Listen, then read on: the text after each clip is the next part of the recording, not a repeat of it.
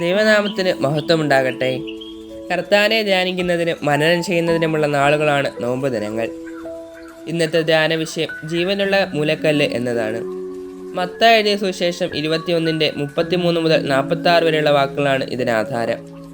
ഇവിടെ യേശു ഒരു ഉപമ പറയുന്നു. മുന്തിരിത്തോട്ടം നട്ടുണ്ടാക്കി കുടിയന്മാരെ ഏൽപ്പിച്ച് പരദേശത്ത് പോയ ഉടയവൻ ഫലം കായ്ച്ചപ്പോൾ അനുഭവം വാങ്ങാൻ ഉടയവൻ ദാസന്മാരെ അയക്കുന്നു. ഒടുവിൽ അവകാശിയെ തന്നെ അയക്കുന്നു. അവകാശിയെ അവർ തോട്ടത്തിന് പുറത്താക്കി കൊന്നുകളഞ്ഞു. ഉടയവനോട് അവർ എന്ത് ചെയ്യും? ഈ ഉപമയിൽ യേശു പറയുന്നു, വീട് പണിയുന്നവൻ തള്ളിക്കളഞ്ഞ കല്ല് മൂലക്കല്ലായി തീർന്നിരിക്കുന്നു. താൻ അനുഭവിക്കാൻ പോകുന്ന കഷ്ടതയാണ് ഇവിടെ പറയുന്നത്. മുന്തിരിത്തോട്ടം ദൈവരാജ്യവും കുടിയാന്മാർ നാം ഓരോരുത്തരുമാണ്. മനുഷ്യർ തിരസ്കരിച്ച ഈ കല്ല് മൂലക്കല്ലായി തീർന്നിരിക്കുന്നു.